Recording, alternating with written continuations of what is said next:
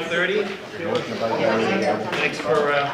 Thanks for turning out tonight. I think we've got as you've seen from hopefully if you've had a chance to look at the draft presentation, we've got a lot to go over tonight. Probably the most in-depth discussion that we've had to date, and a couple of decisions that we have to make along the way. So, as a reminder, this meeting is being video recorded for broadcast on the cable network and YouTube channel, so just be aware of that. First order of business is to approve the minutes of October 22nd, previously distributed. And I know Debbie wanted to note a couple of changes. Yeah, so I had Jim Henderson and John Collins both absent and present last night. That's tough to do. Which was it? Not sure. They were absent. I was not here. All right, thank you. Any other errors, corrections, omissions, additions? If not, I'll entertain a motion to accept as corrected. Second? Second. Any further discussion? All those in favor? Aye. Any opposed? So voted. Thank you. I'll turn it over to who's ever co-piloting for PMA tonight. Are you, Sean? Yes. All right. All right. So the first thing is every meeting we have a project budget update, one new invoice. It's just PMA's monthly. It's invoice 6. Our bill to date is about $43,700. We are about 13% through our budget. We're on track. We think we're very comfortable where we're at to get through the entire feasibility study with that budget. We don't have there's no invoices from HMFH for this meeting. It's a tongue twister. Thank you, Sean. Any questions on the financial report? If not, I'll entertain a motion to accept. So moved. Second? Any discussion? All those in favor? Any opposed? So voted. Thank you. Sean? All right.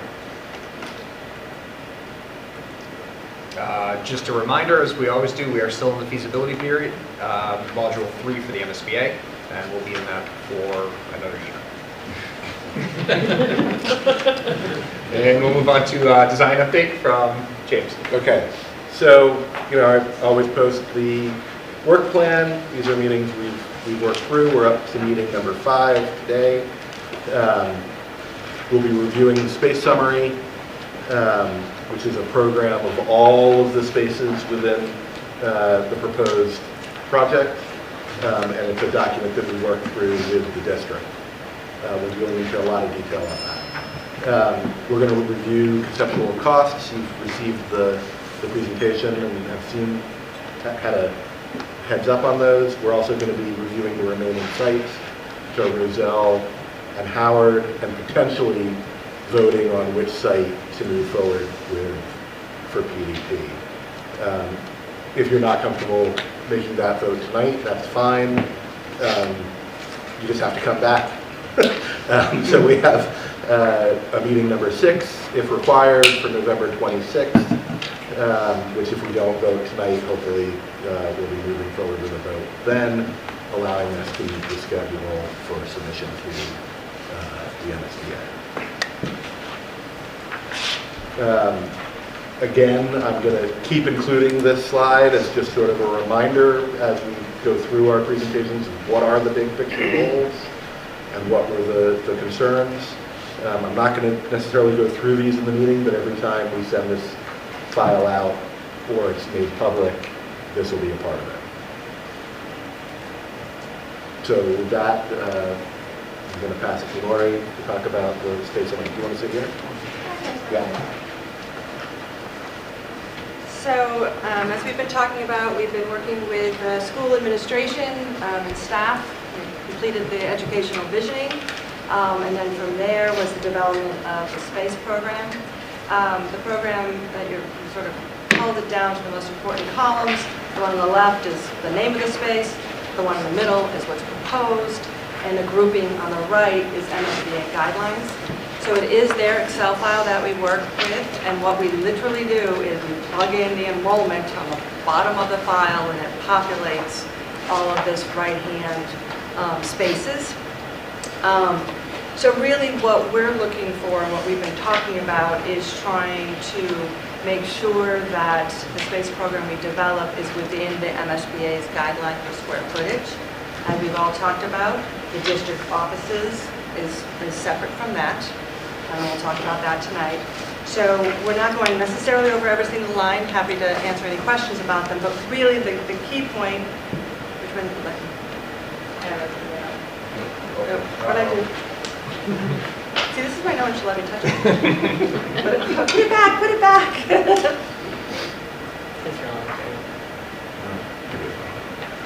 Okay, so with an arrow that I hopefully don't push anything else. Pull the trigger. I don't know, so that's, you guys told me to use the arrow, that doesn't work. I think it's a right or left. Yeah. Yeah. I want Yeah, you see this? Pull the trigger. that. Yeah. I have one of these, it doesn't work this way.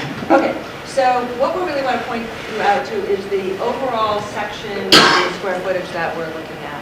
And so this is core academics, so it's the general classrooms, the kindergarten, and so on. And we are within MSBA's allowance for that portion. What we've done in a lot of discussions have been about creating sort of learning commons by grade, so that there's more of a breakout area within the, first grade grouping, second grade grouping, and so on. And so what we've done is MSBA allows up to 1,200. We're doing 1,100 square foot kindergarten spaces. It allows 950, and we're doing 900 square foot regular ed classrooms. And then with that square footage, we are developing 6 learning commons for grades 1 through 6. And so there's a lot of discussion. I think when you guys get your hands on the ed program, you'll see a lot of discussion of how those spaces will be used throughout the school day. I think this arrow is going to go. Yes. So the next is what the section special education. We talked about this briefly. I've never known a district that is within MSBA's number for special education, but MSBA reimburses for special education. Every district is different. All the needs are different. It has to meet the needs of teaching and learning here. And so the MSBA is at 12,580, and we are at 20,500. Again, this has been gone over and vetted multiple times with all the educators and directors in the school district. But again, I really can't assure you that they will pay for it. Special education space. Again, anyone can stop me anytime. What's the difference between the yellow, the highlighted area, and the non-highlighted area? Yeah. So the yellow are the names of things. I didn't touch anything that time. The yellow are the additional named things. So in the white is names of things that MSBA already had in the template. And so in some cases, like in the special education, we actually didn't just use those. We had that specific program, and those stayed blank. So, thank you. So for instance, when you're looking at the library media space at the lower part here, MSBA has one line item for 5,508. But really it's never just one space, and it's how you break it up, and you need an office, and you need a workroom, and all these different things. And so that's what this grouping here is starting to, start to break down how it will really be laid out. And again, staying within the overall bucket of square footage. Excuse me, on your special ed space where it's so much higher than, is that based on what we're already using, what we're already doing, or is that based on a projection on like different types of space needs? Right. I think it's a little bit of both. I think that mostly that we don't have the spaces that are needed, and I should let the educators speak to this. We have some, for example, some separate spaces, but not enough that we're planning for the future, but also smaller breakout spaces that we don't have right now. We're using spaces that are not ideal or don't have the spaces at all in the current So we don't have as much space as we need now, it's not just future stuff. Okay. And then from a reimbursement rate, are you saying in this slide that we know that they will reimburse 12,580 square feet on the reimbursement rate? They may reimburse at a higher rate, but we're not sure if they'll reimburse at the full 12,500. I'm saying that they will reimburse at whatever your reimbursement rate as a community for the full special education program services. So this will go, what happens with this is, this section in particular goes to DESE, which is the Department of Elementary and Secondary Education in the state. And they are actually the ones that will review this program. And that submission doesn't happen until, I think. And we actually have floor plans, and it's highlighted, and they see where everything's laid out, and they vet the whole thing. And so MSBA does not do that. They hand it over to the Department of Elementary and Secondary Ed to approve this program. And DESE typically, and I've never seen it, does not come back and say, You don't need this. you don't need this. The X-ray does. You don't need that. They talk about distribution within the school sometimes. They make a comment on how, making sure that the special ed is distributed throughout as opposed to all clumped together. But they don't, I've never seen them comment on what programs you've got. And that's unique to special ed. Like when you go to the next space summary for the library or media center, what David was saying, if you're over, they won't reimburse you that over square footage. Correct. Is this going to take away any space from somewhere else that we would be reimbursed for? I mean, I know you're saying this would be reimbursed, but it's not going to negatively impact somewhere else. No. And you'll see as we go through, everything else is going to stay within the allowable, and then this particular area can and will, and typically always is, higher than what they show as a line item, but it's still reimbursed.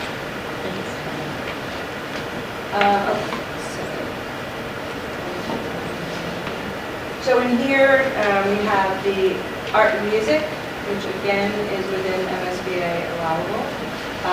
The PE, health and PE space, I'm going to talk a little bit more about this. Just below that, we've already sort of touched on the media center. So the PE space, there's been a lot of talk about the need for gym space in town. And certainly depending on the overall option that's decided, some of your existing gyms will be still in play and so on, but what will be in this building has been a question. And so right now, we are proposing that it stays within MSBA guidelines as a 6,000 square foot gym. And to maybe help with that, this next slide, this is the size of the Roselle Gym, 3,700 square feet. The Howard Gym, just shy of 3,700 square feet. If you take that and you overlay it with a 6,000 square foot gym, you are getting, essentially twice the size gym. So it's a full size basketball court running in this direction, and then two half courts with like a divider curtain in between in the other direction. So I guess this is sort of putting out, because we talked about this, it will be up to this group to decide, is this enough?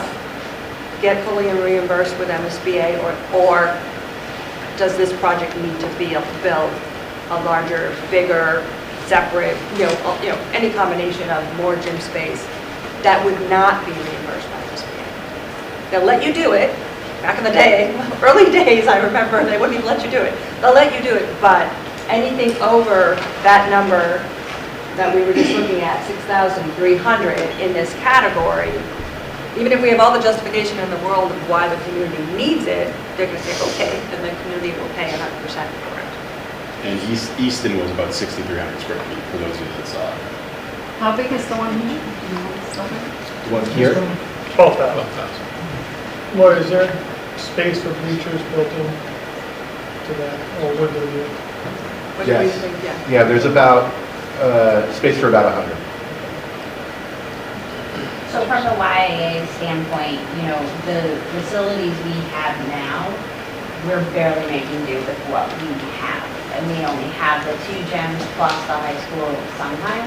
So I do think there should be a push, especially where we as a community rely a lot on these school buildings for our after-school sports and stuff. I do think another, 3,000 square feet for a gym. So now you have a 3-court option would be beneficial to the community for the kids, for the YAA. 9,000 total. So again, it's not a decision we need to make right this minute, because it's going to be dependent, I think, on where we end up with what our option looks like. For sure, but no, I You're already, right. I this don't have slide a- was super helpful, and I already talked about it with some of the people on the YAA, so I didn't want to point that out, that we do think another court size, 3,000 square feet is going to be useful and absolutely used often. Because just to continue that thought, I mean, if we end up with a situation where we're recommending a school that does not absorb pre-K to 6, and therefore, just as a for instance, we still have Howard left over, we have a gym there. That changes things. That for changes sure. things. So that's why I say we don't need to make the decision today. It's really dependent on the future decision that we make in terms of what the site is and what the size of the building is in terms of what's left over. I think I follow your thought process. I'm probably with you on the idea that if we end up with whatever scheme we end up with that eliminates one gym entirely, so we have one less gym to work with, then it does behoove us to look at perhaps a larger gym that we would have to pay for ourselves. But again, we don't have to make that decision tonight. Right. So back to the space summary. So this is dining and food service, and again, we are staying within the allowable square footage. And so what you're seeing, so to your question, was, this first line is actually a 0, right? Where the line item in MSBA had a 0, we actually are proposing creating 2 separate zones, one for the upper school, one for the lower school kids, as cafeteria spaces. And so all this, again, all the tally of the square footage matches MSBA. It's just, again, working within the educator's goals for the space, and creating, something more unique or specific to the needs here within the overall square footage allowed. Medical and admin and guidance. So what's happening here, again, this is, I should have prefaced what it says on top, this is all the pre-K-6 program. But with the pre-K-6 and the idea that there's sort of, all of these kids and really a lot of conversation around the first grader and the sixth grader both being at the nurses at the same time, and the idea of really separating that out. What you're seeing happening is that we did go higher on the medical suite, but to make up that calculation, we are lower in the administrative suite. So these two together are the same tally that MSBA would ask for. And I think that, again, there's very legitimate, programmatic, functioning reasons why they're looking to have more space for the medical suite. They just don't want the littles and slightly less littles cross-pollinating in those situations during issues and things. So we believe that, again, even though line by line they're different, the tally, I think, can be explained to MSBA and will be accepted. And then we have custodial and maintenance. Similarly, we've kept the overall, and for instance, within these numbers, got a break room for the custodians, because they didn't have one, and MSBA doesn't put that in the list. So now the lower part here, so MSBA does, they call this other, because not every school is looking to have preschool. We have preschool. And so it's left blank on theirs, it just says 0. So we are matching, except for we are using the 1100 number, the same as we're doing for kindergarten, in terms of the size of rooms, so they match. Everything below this is the district administration square footage, which tallies net 2,525, 2,525, which is essentially what they have now.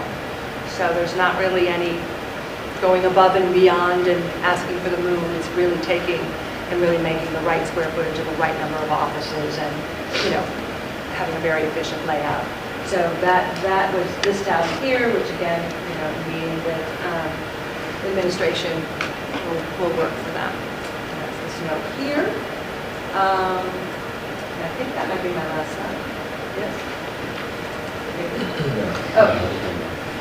So this is the tallies here, which includes the overage for special education and the district. And the tally using a 1.5 factor, which is the net to gross factor that is on the building. So basically, net is your physical room, and the grossing gets you the corridor outside the hall to get in there, and the toilet, and the structure, and the mechanical, and all the rest of the stuff that makes the building work. And so that factor is 1.5 on the total. And so you're seeing the difference here, which again is capturing the higher special education plus the district office number at half of that. And bubbles, I'm sorry. Any questions on any of that before we move on? Yeah, I have a question on the IT area. What is it? It was on The network, this line here, this one? I've got how many pages of that? Let me just see. The network telecom room, no, that's in custodial. I believe it was up a little further. And then we have in the media center. Said we have- IT workroom was the last line item on. In the media. This one? Yeah. Yes, so that's only 150 square feet for our director of IT, plus any help he has, plus all their workspace.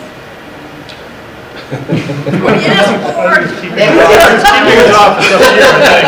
No, I'm just, he's gonna keep his office here? I think Oh, John is yeah. not part of it. So he has a home base. It's just Okay, it's just yeah, a small my bad, I'm satellite just looking space. at, all right, I know. because that's tiny. No, well, there's also a 200 square foot MDF, which. Yeah, the he's not in Right, with the right, IT. right. It's an Oh, right, office. It's an okay. office. But Yeah. I just made a recommendation, like, if we're having 1,000 students in one building, they're You need gonna need some space. IT support on site, Yes, rather than here and running to that building every time there's an issue, so. absolutely, okay. That was the only concern I had, so, and also with a 200 square foot MDF, we're not loading that room up with servers because our core structure is here at the high school. We wouldn't need to move any of our infrastructure to this new facility. Sarah, you have a question? Sarah, question?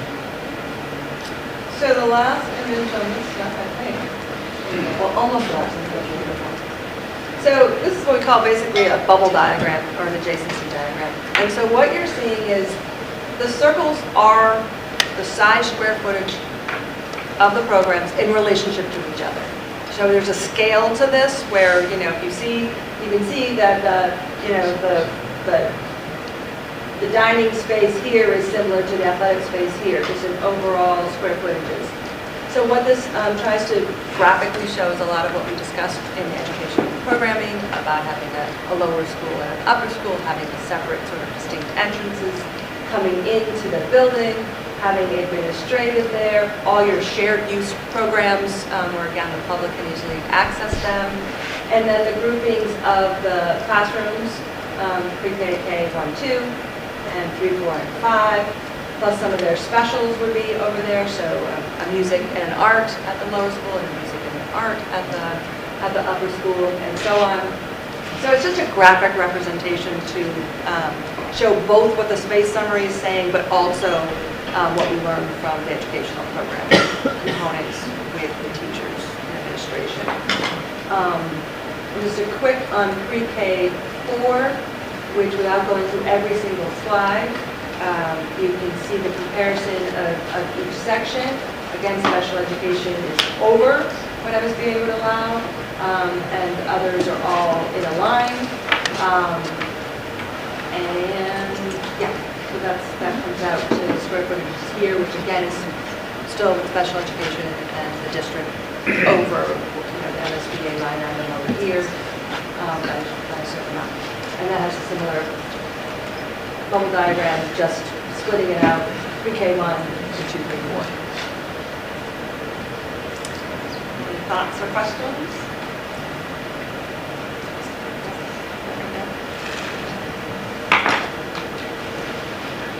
All right. Moving seats? I'll sit here, it doesn't matter. You can stay here and protect me I from feel that. like, no, Everyone else will start talking about you are going in a hot seat. All right. Well, I saw people were already looking ahead, but we are starting to get to the point where we want to start talking about cost. So we just have a little narrative about how we come up with costs. And at this early phase, it's really comparative costs. We're looking at relatively what we think it's going to cost based on historic data and what are these different scenarios going to cost compared to each other. So it is still pretty early. We don't have a lot of details of the building, so we're just taking building square footage. If it's a renovated portion of the building, if it's a new portion of the building, what is the cost per square foot? And the way we we're determining that is MSBA does publish a lot of data on their schools and elementary schools, so we went back to 2014, we looked at all the cost per square foot of every building that was bid, constructed, and buildings that entered into their project funding agreement, with full, robust estimates, kind of getting up to construction right at probably 90% of drawings is when they do those. We took those, plotted them, did an exponential trend on it to figure out where, when this building breaks ground in 2027 in the summer of 2027, where we think we're going to be. On top of that, we put in the wastewater treatment costs and some other costs that are normally not in MSBA buildings, so just to make sure we capture those extra costs. Some demolition, if we thought there was modulars required, we put in plug numbers for some modulars. That could vary greatly depending on the final version, but we try to put in some numbers on there just so that we have value there to show that, hey, if we do this option, there are modulars that would be required. And then soft costs for architects, OPM fees, furniture, things like that, and then contingencies on top of that. We then took all of those numbers, ran them through our estimator to review them. They came back and said they're generally good for what they're seeing in the market these days for the cost per square foot in 2027. So we feel pretty comfortable that these numbers are where they should be for a PDP comparison. All right. So instead, there's 19 different options. Trying to put all of them on the screen at once is a little bit challenging, so we just wanted to show some of the detail that we went into. So HMFH went... Excuse me, Sean, this is now in your handouts that you... Oh, yeah, sorry. Yeah, so you can follow along in your handouts, rather than straining your eyes on the screen. So HMFH went through and they provided, on buildings that are going to be add renovations, they showed us what is the total square footage, what portion of the building could they save, and what portion would have to be new. And they went through pretty detailed on each of these buildings to try to figure out what was worth saving and what could be saved. And then we calculated cost per square foot based on the add, the reno. We've added the demo cost here, septic or wastewater cost, some phasing premium. Typically, renovations have some additional phasing costs that we like to account for, moving people around, building temporary walls and partitions and things like that. And then we have reimbursable soft costs. We put in a plug for some legal fees and some early testing costs, movers allowances, swing spaces, if needed, and then contingencies below that. So we've done this for every single option, and we'll run through kind of each of these options in a more USA Today style, easier to digest scenario here. So here's all of the 19 options. They're split up by grade configuration, so grade 1 to 3, K through 4, 1 through 6, and K through 6, and it'll show where if there are repair and add reno or new construction and which site they're proposed to be on. It'll give you the overall square footage, the estimated construction cost, the total project cost, and then below is just that total project cost rounded to the nearest million. So if you're trying to do a quick comparison, you're not looking at all the way up for down to the dollar. So again, let me just clarify, because just so we're not confused. So the 1 through 3 for Roselle, again, is part of the mandate that we have to look at for MSBA because that's the statement of interest. And again, as a committee, you've already eliminated the 1 through 6 grade enrollments, but we still have to provide that information to MSBA, so that's why it's here. So you haven't ignored the vote you've already taken, so I just want to clarify. Yes, that's a good point. And as we go through these, you'll see that we're going to start braying out these scenarios that you have eliminated. So the repair at Rose, the repair at Spring Street, the repair at Howard, none of those buildings will meet your education plan. None of the buildings are large enough based on the space summaries that HMFH just went through to provide the education that West Bridgewater is looking to provide. So they're all too small. So just repairing those buildings doesn't get you into a building that fulfills the needs that from all the programming and all the discussions we've had with teachers and educators of what they need to do, what you need for the next 50 years to educate elementary school kids. So to keep moving on, Spring Street's also been eliminated, so we're graying out those and showing you which ones we're going to continue to do this. It's a trend to show you which items have already been eliminated. And moving down, 2 enrollments were eliminated, so 1 through 3 is gone now, which would just be the Roselle site, and 1 through 6 is gone. So we're left with K through 4 at Roselle and K through 6 at Roselle and Howard. And where we're looking to talk about tonight is, do we eliminate Howard and continue just with Roselle? Do we continue down the path to go both, or do you need a little more time to think about it? So these options here, the last 6 represent the last 6 options that we're looking to discuss. Any questions on the methodology, how we got there, or the costing? I have a quick question on the costing. So you've built in an inflation factor based on historical Yes. inflation data. So what about the tariffs now that are going to come into play, over the next couple of years? That is going to be a significant increase in a lot of building costs. So how will those be paid? We haven't got there yet, but I imagine if we start to see those come in as we go through the next round with our estimators, we're going to rely on the estimators to start looking at the market conditions and seeing how that's affecting. A lot of the stuff we do get locally, but some of the items like steel comes from Canada, and I'm not sure where the tariffs are going to hit, if they're just overseas or if they're going to be domestic to North America as well. I've read a lot of information on it, and although there going to be overseas tariffs or Canada and Mexico, also the cost of U.S.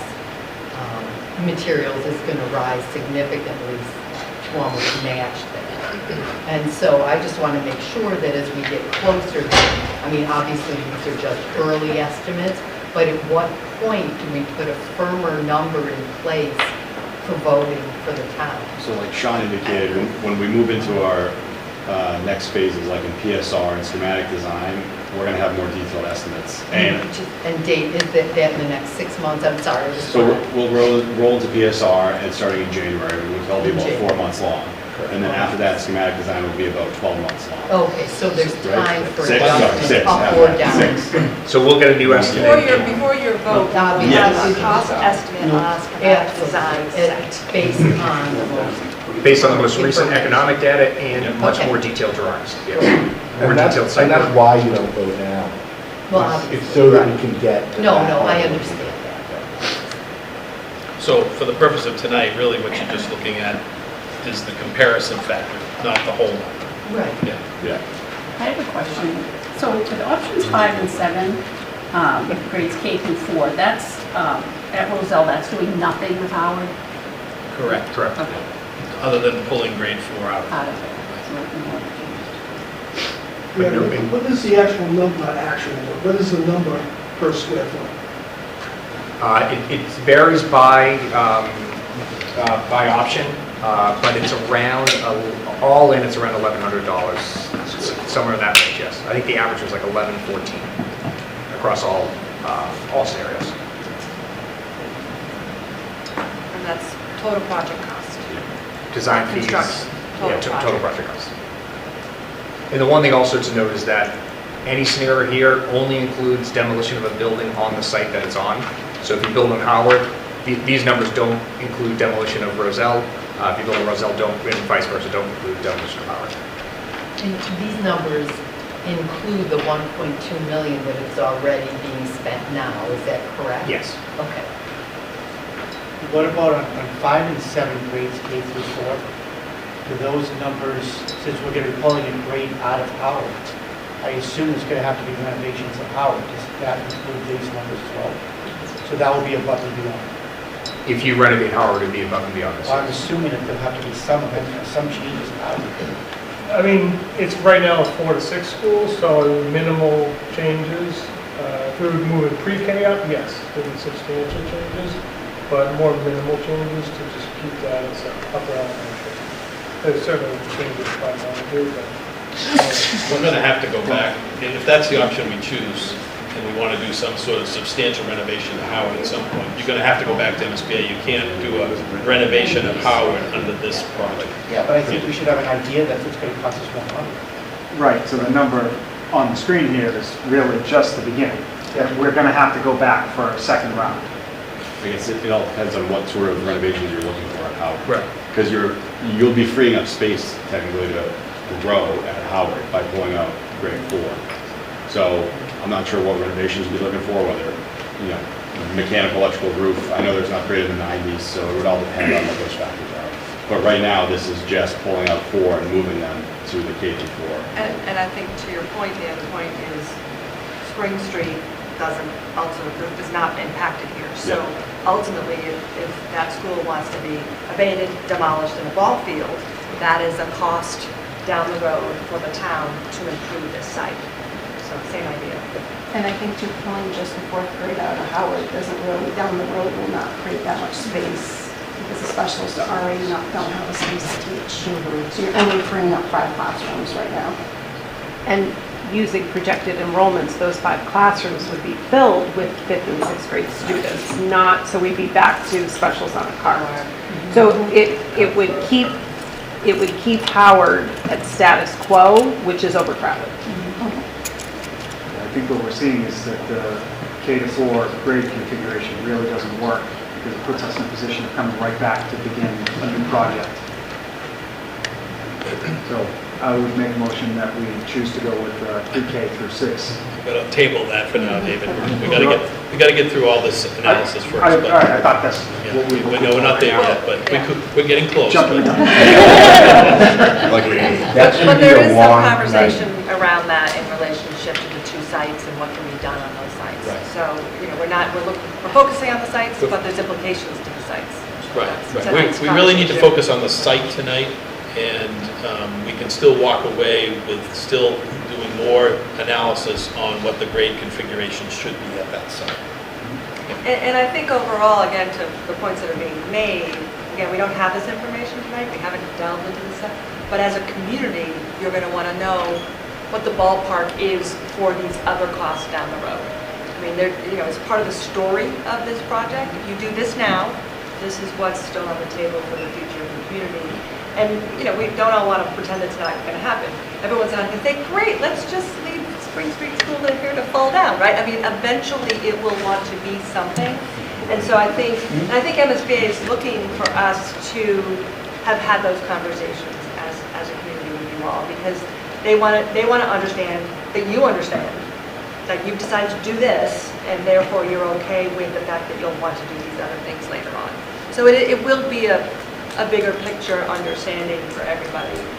Again, ballpark numbers, because we're not designing Howard. We're not designing a ball field for spring, but with our background of knowledge of numbers, we'd be able to help with having some understanding for that. Okay, Sarah? When you look at option 19, and you start laying out the space and the program, do you find that it's ample for parking? Well, We have lots more presentation to go. Yeah. So you're right on the I get way ahead, sorry. No, you're right on the next topic. We're going to look at the sites in detail now to try to narrow our discussion about where to move from here. I have one more question on the cost. Did we estimate furniture and fixtures? That's included in this? It's included in some Okay, costs, yes. I thought so, I just didn't see it. Okay, so the question that we're here to talk about is Roselle versus Howard. And so, before you were looking at these in numerical order, now Roselle is on the left. The image at the bottom is that constraint slide from last time. You've seen it before, so it's small here. You can't necessarily read everything that's going on, but it's referencing what we talked about at the last meeting. There are 2 grade configurations available on the Roselle site. The K through 4, it's really pre-K through 4, and the pre-K through 6. And on the Howard side, it's only the pre-K through 6. So this comes from MSBA. The MSBA laid out these 19 options for us. What they noticed, and I think rightly so, is that you wouldn't build a pre-K through 4 and on the Howard site and leave the Howard building on the same site. The site just becomes way too crowded. And so they didn't even list that within the options that we should be exploring. To your question about, well, we'll get to that as we get to layout. So this just sort of spells out that choice that maybe we're going to be able to vote on today. Sean said that the idea today is to cross out Howard. I would say it differently. I would say that the idea today, if we can do it, is to select a site. It's not necessarily one or the other, it's for you to decide, but it's to select which site, you want us to proceed on. What is the size of the neighborhood buffer on the Roselle site? It was in a like 75 to 100 foot ballpark. And again, that's just us placing an Yeah. understanding that, nothing's in stone, but just trying to give an Yeah, understanding. at least so that I knew that there was a swath that felt gracious enough, and then I could still have room to put a building north of that. Yeah.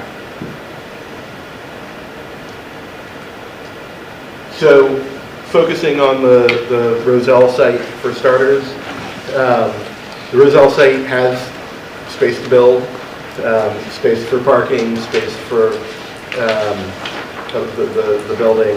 It can accommodate whatever it needs in terms of a new septic or a new wastewater treatment plant. It's worth mentioning, anything that's pre-K through 6 on any site is going to require a wastewater treatment plant. So the pre-K through 4, just because of the number of people, because of the number of occupants. So whether it's on Roselle or whether it's on Howard, at that enrollment, pre-K through 6, it will require a wastewater treatment plant. This is kind of new information. We've been talking to our civil engineers. I may have brought it up at the last meeting.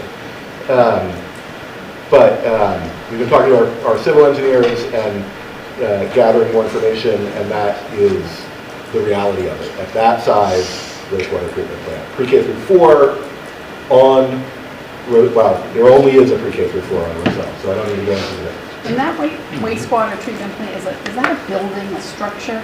It's a small structure, Okay. Like 15 by 15, maybe even a little smaller, and a field. But it's operated and it functions differently than a septic. Excuse me, thought I just heard you say there's only pre-K through 4 on Roselle. We've got both options on Roselle. Did I Sorry, what understand you I said? mean to say is Roselle is the only site with a pre-K through 4 option. So yeah, you're still looking at both? Correct. Yeah, well, okay. On Roselle, there's pre-K through 4 and pre-K through 6. On Howard, there's just pre-K through 6.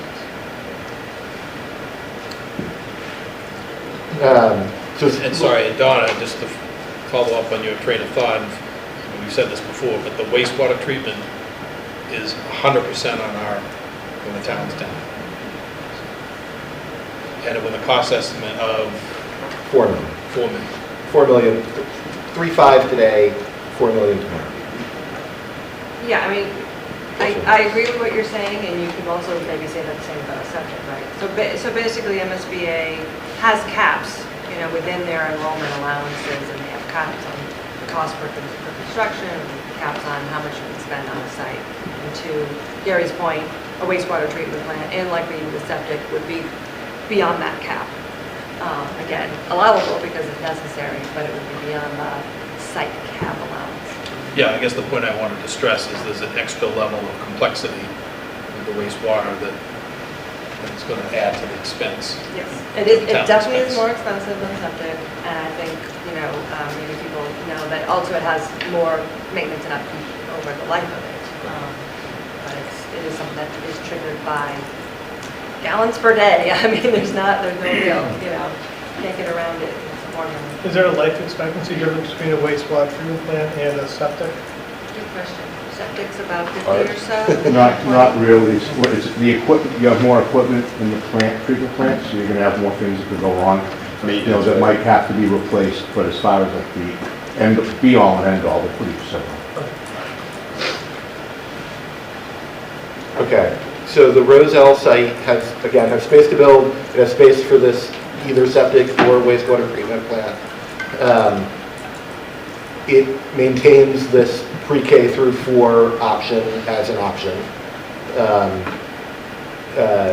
And if the pre-K through 4, I guess it also maintains an option that does not require a wastewater treatment plant. And potentially it maintains Howard, including its gym, as a 5th through 6th grade, or if this is the pre-K through 6 option, then maybe the district offices go into Howard, maybe it becomes a community building, but potentially it maintains that gym for community use.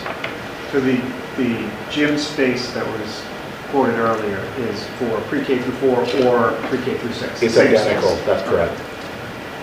Yeah. It doesn't get bigger no matter how many kids you have in those grades. I didn't know if It that's doesn't- smaller It or doesn't get fewer. bigger. Yeah. 5 kids in a school or 100,000 kids in the school, it's the same size If gym. it's an elementary school, same size gym. Very different basketball games. Now we can talk about the lighten the mood for a little bit. See, I don't want to.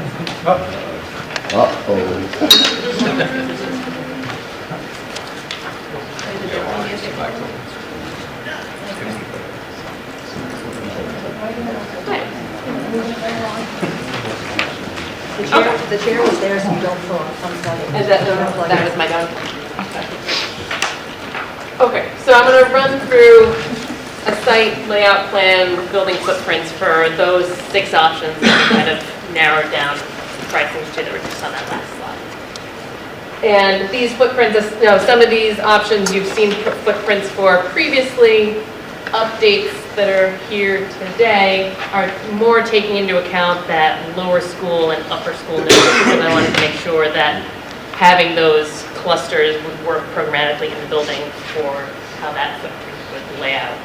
And then also we took a deeper dive into the renovation aspect, so in each of the areas where you're seeing highlighted in this red for renovation, we've noted what grade level is going in there because we've kind of gone through, done a classroom count or square footage count to make sure that that square footage would be acceptable for what we're saying is going in there. So to start on Roselle, you're seeing entrances over here. So we are showing a possible extension off to Crescent Street. The main drive on Roselle kind of being, straightening out the Stony Brook path. And then you'll see here, so this is, the yellow is showing kind of the community spaces that we identify as the cafeteria, the gymnasium, athletic spaces, the administrative spaces. And then here in a pre-K through 4 cluster, we're identifying a pre-K to K in a new building, a 3rd and 4th in a new building, and a 1st and 2nd in a renovation. So that does disrupt a little bit the notion of having fully pre-K K1 as a lower, and then 2, 3, 4 as an upper. The reason for breaking up the pre-K and K as the new is because those things have, at least the pre-K has lots of little toilets in it. So trying to put that into a renovated building doesn't add cost to it. Also, you're seeing an identified kind of area on this northeast corner where the new septic could go, and then that could have a new field over it as well. So on all the Roselle sites, we're kind of showing this area containing that either septic or wastewater treatment plant. I'm going to skip over these second slides. This is kind of a summary. Yeah. You're proposing a septic area in that area. Correct. Has there been any look, that's the wettest part of that parcel? So do we know for sure you can actually put one there? We're showing the wetlands as we know it. That's Is that sort of blue swath. So as we know it right this minute, we think it gets drier back on that side. That the wet is kind of in between where your building is now and where this other space is. So unless you know anything more definitive we need to know about, that's what our understanding is of the site. It's pretty wet over there. We tried to put a field in there years ago. All the way towards the street. Yeah. Oh, yeah. But Okay. times change. I mean, you just raise it. It's going to, you buy more sand, but all it means is you have to raise it up. Yeah. It just costs more money. Simple. And right now, we identified this area because there wasn't full growth trees. That's not to say that, something doesn't happen down here. The existing drive right now kind of comes in, curves and goes this way. So that's something that if this totally got cranked out, that we could look at other parts of the site before. And why isn't this configuration, why could we do a septic with this and not the treatment plant? The pre-K to 4, it's just number of people in the building. So pre-K to 4 is Oh, 'cause one is a it doesn't smaller render, number. so they'd still have the. Yeah, exactly. And then once you cross over to that pre-K to 6, and you've just got that many, and it's right on that line, but it's just that many enough people that we need to have to do the wastewater treatment plant.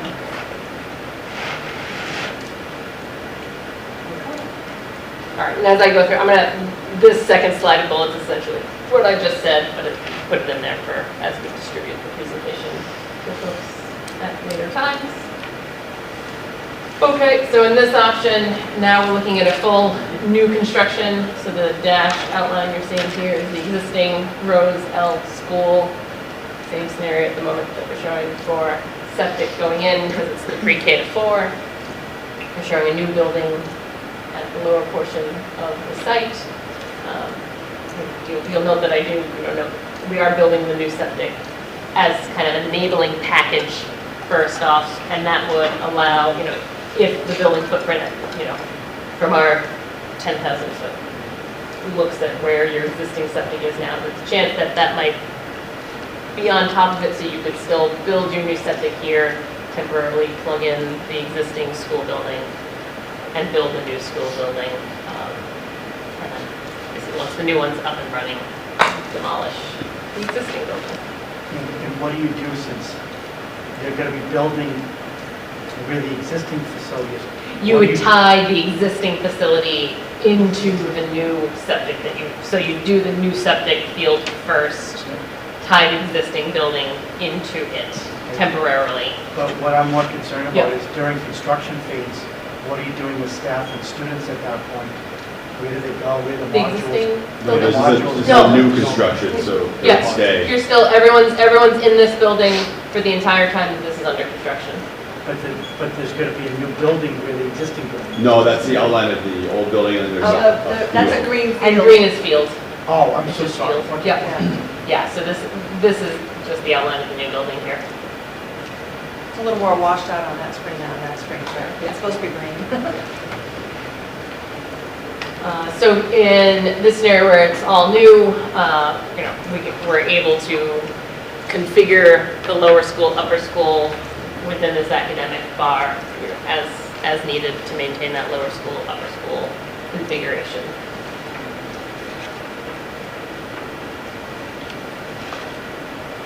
And then now this looks similar to option 5 we were just showing. This is now looking at the pre-K to 6 option. So what's happened here is that these bars have grown a bit to accommodate. So this is pre-K to 2nd new.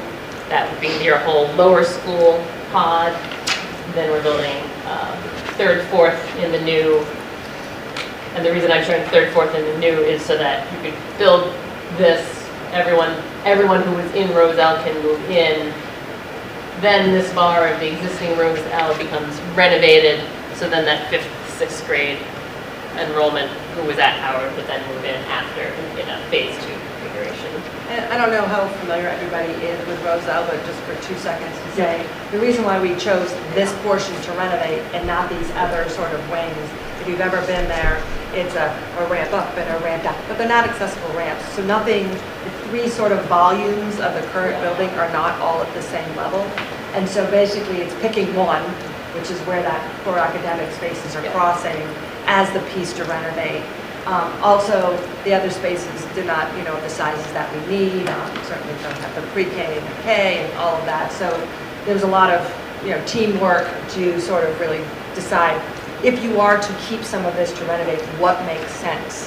Because if you were to keep that entire footprint, you'd need multiple elevators to be able to get the whole thing to remotely be accessible to each other. It varies significantly based on what building you're keeping. For instance, Howard, you keep most of it in the renovation scheme for Howard, which you'll see, you keep most of it. And that's actually driving the cost for the renovation scheme at Howard down a little bit, just a little bit. And you'll see that again when we get back to cost. But I also want to point out, as Mitch did, that this doesn't say wastewater treatment plant, but this one, because it's a pre-K through 6, will require a wastewater treatment. Yep. Are these multi-story or just one? Yeah. Yes. So in this scenario, this scenario, it is able to be 2 stories. Let me go back here for the moment. At the moment, this footprint is, we are showing a 3-story to be a bit more compact.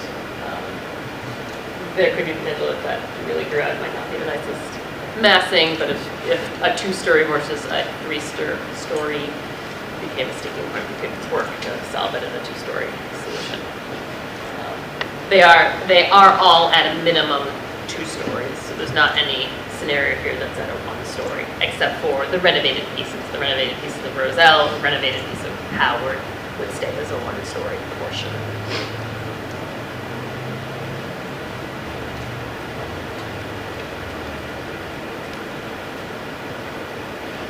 Okay, and then this would be the pre-K to 6 enrollment, again, similar, kind of using this L shape, hugging around the existing Roselle footprint. Again, for that reason of maintaining the existing school building while construction is happening, so that you don't have to work through modulars and swing space.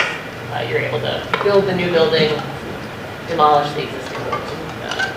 Three stories, 2 stories. This is a 2-story, so that's why you're seeing these orange bars longer than previously. So it's kind of 2, pre-KK, 1, 2, 1 second story, and then 3, 4, and 5, 6. And that'll be further investigated, because there's pros and cons, either building efficiency, site as a resource, how much do you use it, how it lays out, so we'll be looking at both of those in the future.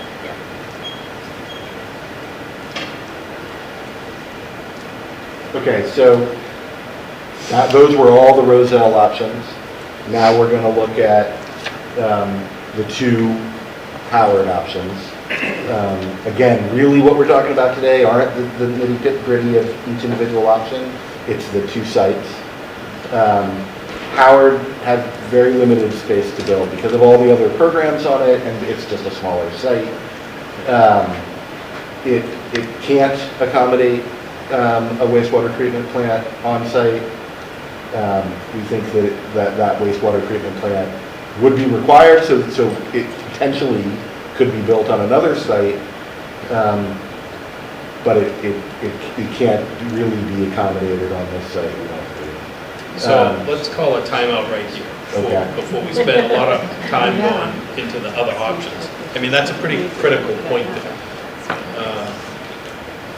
I mean, it's a defining moment for us in terms of the practicality of looking at anything at Howard. I mean, obviously we can tap through the sides, but my interpretation is that we can, with the existing septic the way it is, we would need wastewater treatment, and the site to accommodate a pre-K to 6, which is the only option, whether it's at reno or new construction, the site cannot accommodate that construction and a wastewater treatment facility. So And parking and, the other things at the site. So it sounds like it's not an option. Yes. Yes? Okay. I mean, happy to tap through the rest of your slides so we can look at it, but I don't want to. Well, can you go back up? Yeah.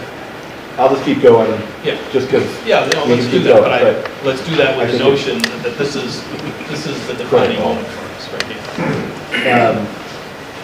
Again, it's sort of the opposite of the other site. It removes pre-K through 4 from consideration, essentially making the grade configuration decision along with the site decision. It would require a wastewater treatment plant, and again, it potentially maintains a gym this time at Roselle.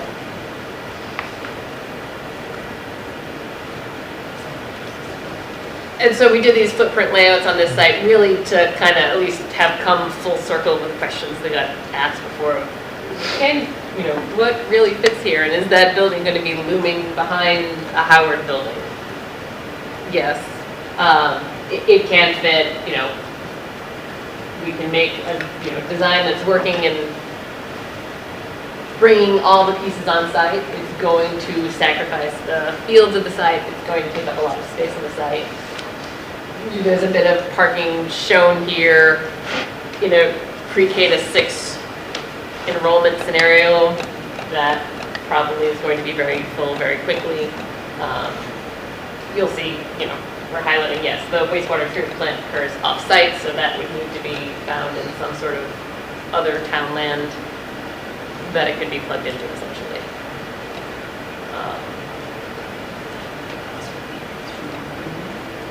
That's the 3K6, and then, and just for full circle, so that new scenario, again, if you're not reusing any bit of square footage of that existing Howard building, now you're really filling out the site with building, again, adding a little bit, even yet smaller piece of parking being shown at the moment, that you could make this all a sea of parking, then you're not really going to have much left for play space. So, there would be a lot of a balancing act between how much parking versus how much playground and play space would be happening on the site. The reason that central green isn't, hey, that's where we could put the septic, Yeah. is you got to build the septic first. So you can't put it where the existing school is. Listen, you've been carrying $4 million for the wastewater treatment plant. But pre-K through 6 here, you're not building the treatment plant for that. You have to include all the other facilities that already go to that existing leach field. So it could be a little bit more, because And that's gonna go up probably a couple $1 million on top of that.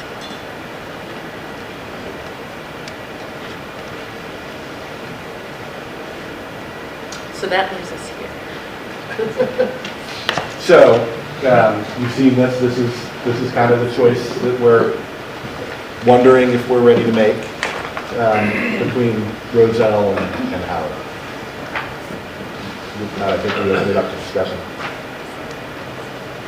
I mean, I'm willing to take a motion relative to the site only, and then have a discussion once the motion is made. I'll move we eliminate the Howard School site. Second. Right, open it up for discussion, questions? So that would be comments? 16 to 19. 16 and 19, yes. And so do those totals include, that doesn't include putting the wastewater treatment plant somewhere else? Are the totals listed on there? There's a cost for the wastewater treatment plant, but it's not for putting it on another site. It's the 4 million. Yeah, it's that's on carrying site. the others. But it doesn't fit on site. It does not fit on site, but we're carrying that $4 million just to show that there was a cost to the wastewater treatment plant, but with the expectation that it could go up based on another site, or So we don't adding have other that buildings. figure what it would be on another site, like a ballpark. No, and we don't even know the site yet where it would go. But you can't do the project without it, so you have to have something in there. I just don't know if we should get that data before we eliminate it. I mean, it would just go up. It would go up. It would just Yeah, I be- know it would go up, but how much? But the question is, Don, where is the site? Yeah, I know, I mean, we don't even. I mean, just throwing this out there. Is Friendship Park large? If Friendship Park did not exist, is that large enough to be able to carry the wastewater treatment plant in that area? No.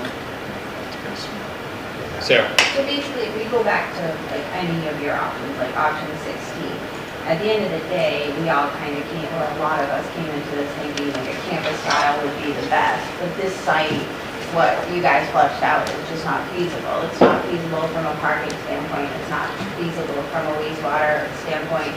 When you think of the traffic alone, when you don't have ample parking, and now we're gonna bring in community activities, so it's not just drop off and pick up anymore that are really clogging up 106 in these areas. The site seems to me to be flushing out that it's just not, straight up not feasible, money aside.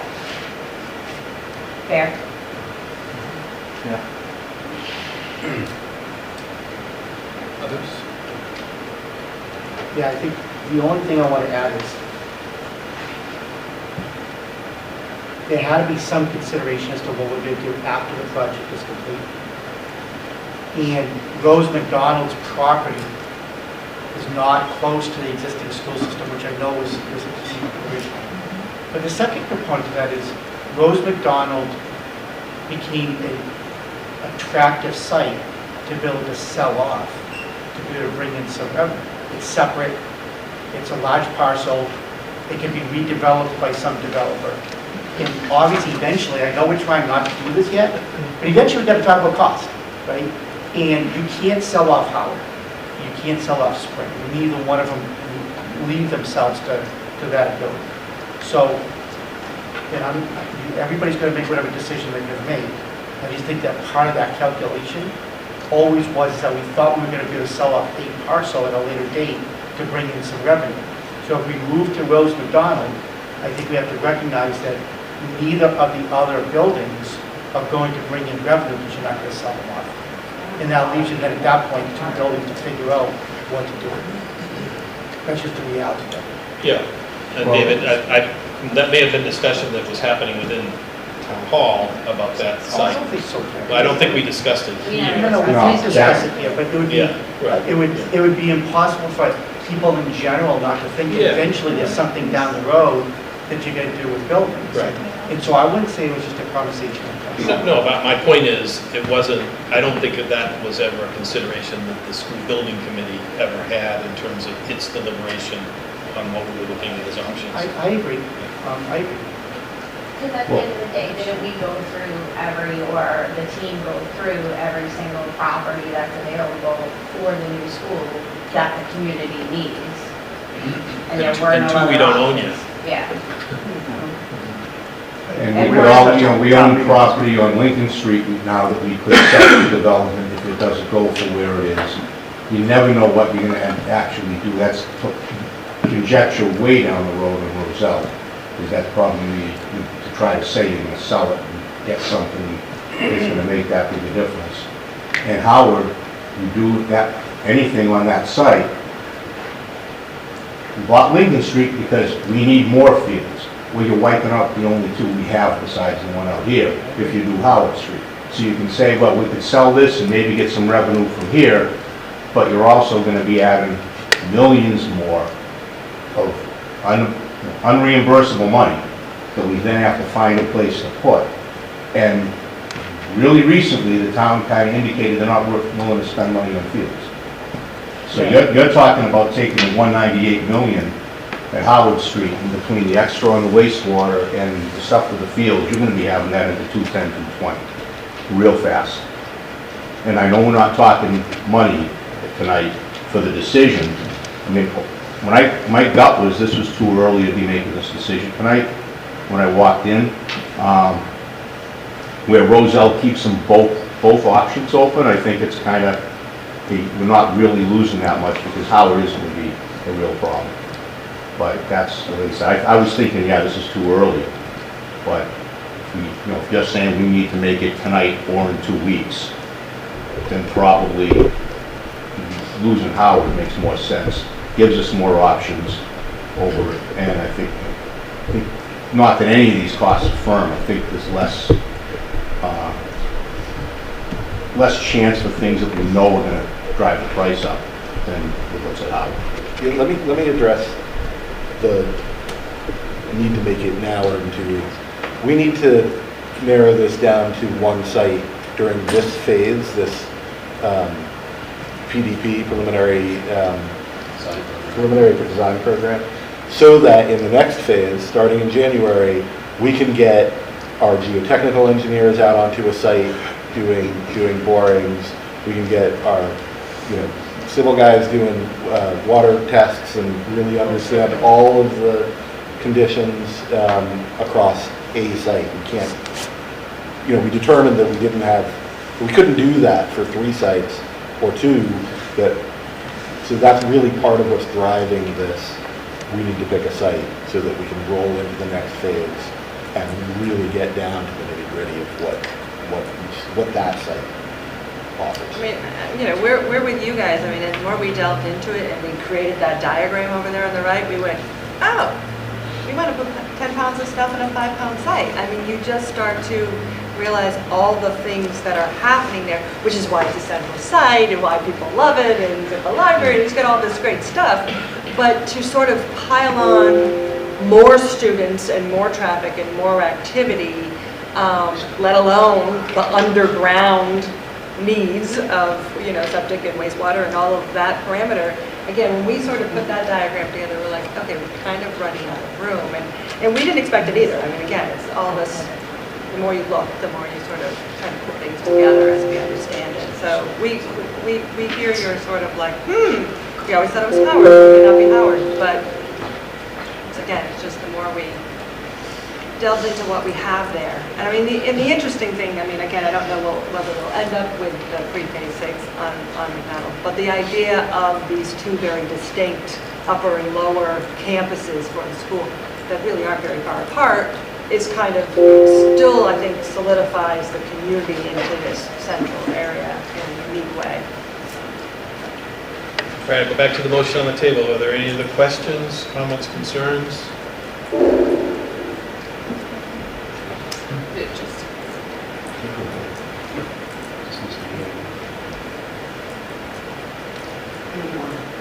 Jim? On the Roselle, will you be taking trees Yes. into that? I guess what I'm driving at, when the buildings are up there, you're gonna have lighting on. Are they gonna be shining down into the neighborhoods? Yeah, we're required by code and zoning to have dark sky, number one, and keep the light on our property, number two. So there's a whole world of light fixtures out there with shields on them to make sure. We also design our site lighting so it actually dims down at night, so it goes down the next level. I mean, all of this with police and fire and making sure it's a safe site, but all of those things will be worked on. But we would never be shining at the neighbors in any way, and No, also. I'm not saying shining out, dark just sky. being But illuminated. But they will be looking at a place that is illuminated in a new way. And that's why that buffer zone of trees is so critical. So I just have a comment. So if we move toward the Roselle site, then we do have two vacant potential buildings in town, in the Howard School and the Spring Street, right? That need to either be demolished, which is most likely. Otherwise, we're going to have continuing costs to heat them, to keep them sealed. I mean, that's a big piece of our decision in going forward. These are two pretty significant properties. Right, you were going to have that decision regardless. No, right, we are. Right. I mean, even if we ended up at Howard, we were going to have Roselle and Spring Street, so we were going to have that issue no matter where we go. And none of that cost is accounted for. There's demolition for one school. Which would only be the Roselle if you go to that location, so we still have demolition potential demolition for two schools. Ballpark, I have no idea. We can find out what the numbers would be.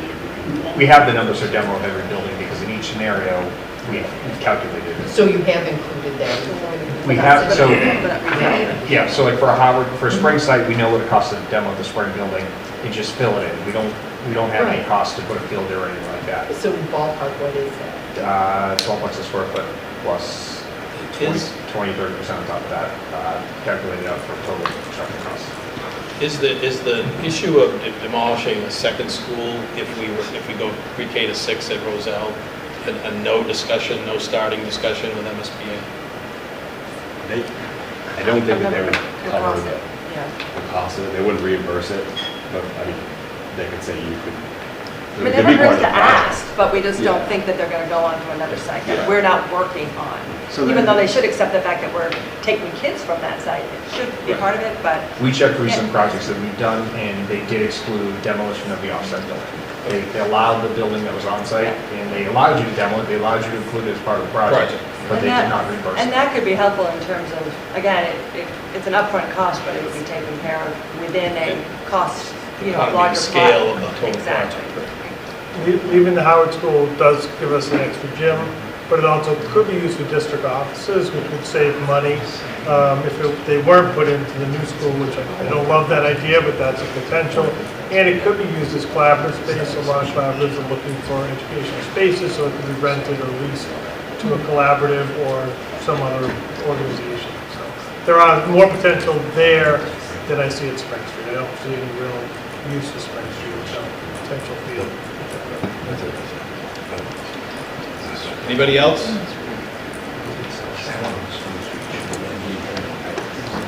So we're looking at we think, demo at Roselle is about, $300,000. That doesn't include, sorry, at Spring. At Spring is about $300,000. That doesn't include developing it into a field or parking or whatever gets developed. So I just did the math, adding both of the square footages from here together, assuming 12%, $12 a square foot for demo, plus did you say 20%? All of our costs just have soft costs added on top. So of it. 20% soft cost, that's like $933,000. But that's for both schools, right? That's for both, that's Because like demo. Mark said, Howard has potential. Right, no, I'm just saying, worst case. I like what Concerned about throwing out numbers here. I do like what Mark said. As far as I know, Howard is still in decent shape, and it's still a very usable building for the town. Just it's not meeting our educational needs, but it's still a sound building, The fact that we'll get a 6,000 square foot gym plus the other 3,000 square foot gym that's existing, and then obviously the central office, if that's a discussion. Could be a PD center, it could be Yeah. cafeteria. There's could a be central used. office, Mark. Each administrator gets a whole classroom. And I know, not enough kids, but that's okay. We look at a lot of schools that have that near Abington for one, it's really not very Not ideal, conducive but to work. All right, I'm going to call for the vote if there's nothing else on the motion. Donna? Sorry, to have the administration not in the school? We'd rather be in school. I know Yeah, you'd rather, but yeah. is it, what's the norm around, like, do most districts have it in the school? We see both. Sometimes it's a separate building if they happen to have some old building that they can use, or sometimes it's, attached to. It's always a little bit too. And it's always an old building that's a separate building. I'm dating myself, and I've already told Mark this, but I'm old enough to remember when the district office was in Town Hall. Oh, wow. That two people? Yes, superintendent and an admin person, yes. All right, seeing no other discussion, I'm going to call for the votes. All those in favor? Aye. Are there any opposed? Yes. One opposed. All right, thank you, so voted. All right, next. Yeah, I think it's just the website update you want to click through for me. Sure. Sorry. So David, I don't want to ignore your attempt to make a motion, but as of right now, and again, this is part of the MSBA process, we want to stick with looking at the two options, at least at this point in time. They're both on the table, and it may be an appropriate option down the road, but just not tonight. I thought you were waiting on that moment. I appreciate that. So. But I think, to everyone's point, part of what's going to help is that you have some sense of economic costs. So you are all, as a community, saying, we do this now, it becomes this, and these are other costs. So you have a bigger picture as best we can, and that will help. Pat, you have questions? No, just sidebar. Okay. Just a quick update on the website. So the website has been gone through, we've updated it, updated images, added FAQs, everything's working. We are technically live right now, and I talked to Mark earlier, and you guys can be ready to post it. And we did purchase a domain name for it, so it's wbesbuildingproject.com. So if anybody There will be wants- links. Will be links, By yeah. tomorrow to the school Yeah. website in town. And so it is live right now if you want to visit it, and we're managing it on our end, so if you have any issues or want to let us know feedback, we can update. But you're managing all the changes, so Yeah. we're just linking, so any changes that need to be made. Yep, we'll be on our end. Yeah, I updated the link, actually, it's on the website now. Okay, yeah, wbesbuildingproject.com. So on the website, there's a maroon banner underneath the pictures. On the right-hand side is a building project. If you click there, it'll take you to the website. Mitch, if people have questions or FAQs that would be helpful, should they send them through me or to you? If you want to filter them through you, that's fine, and you can just forward it to us. Or, I mean, on the website, you'll see a contact us email, and that's our project team email. And you can just email them over there, and we'll get them that way, and just copy Mark if you have any questions.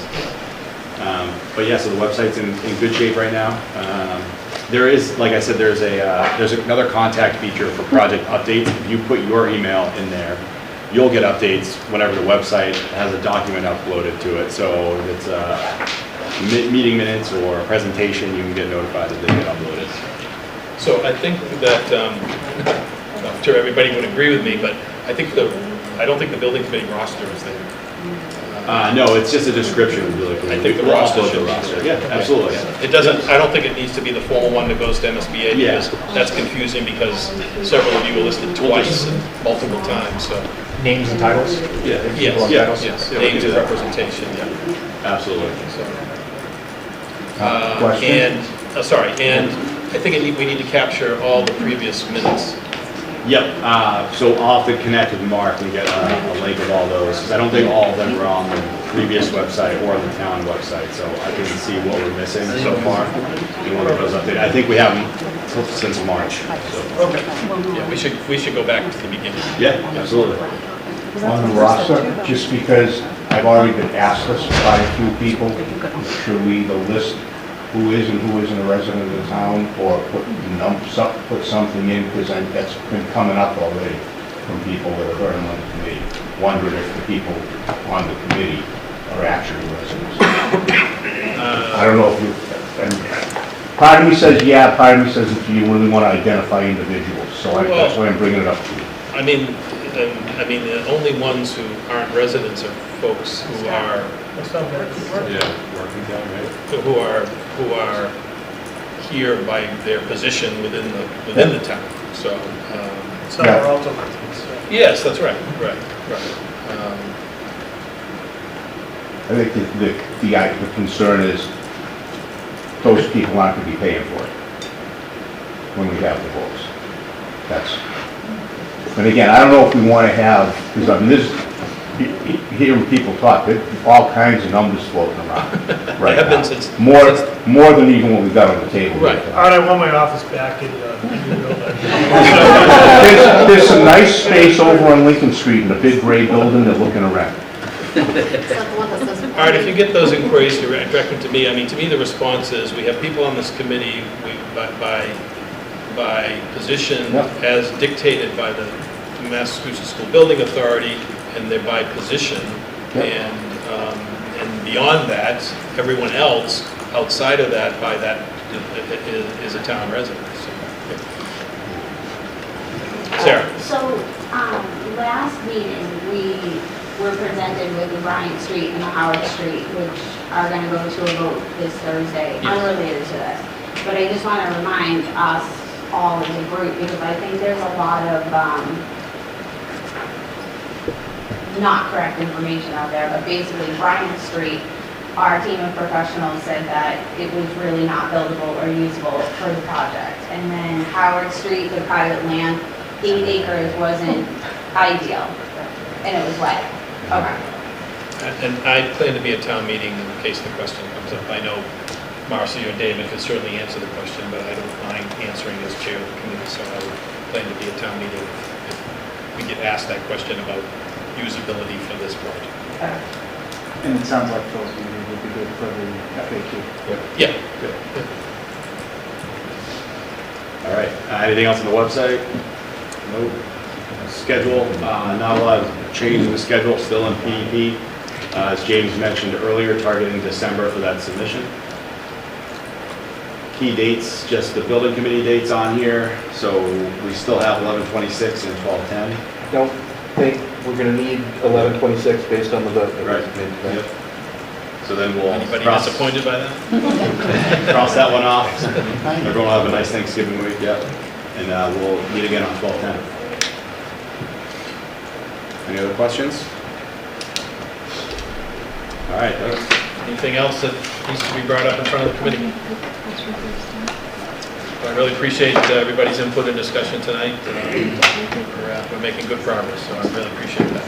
With that, I'll entertain a motion to adjourn. So move. Second? All those in favor? Aye. All right, thanks very much. Happy Thanksgiving, everybody. Thanks all.